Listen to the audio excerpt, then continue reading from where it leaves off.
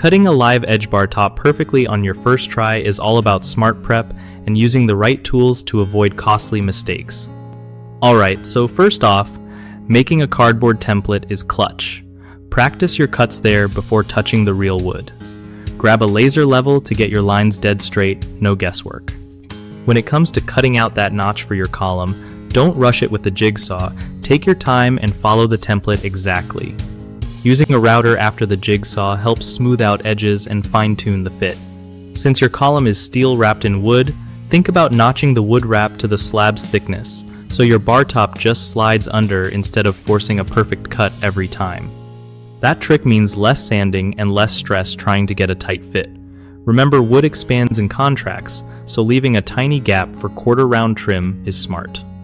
It hides small imperfections and gives a finished look. Lastly, keep sharp blades on your tools to prevent tear-out or rough edges, especially on oak.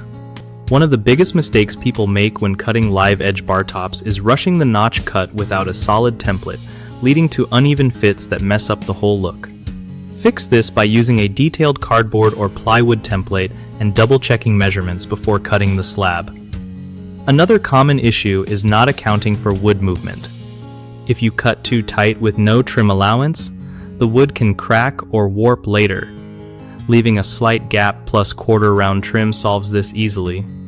Lastly, trying to get perfect edges with just a jigsaw often results in rough, uneven cuts.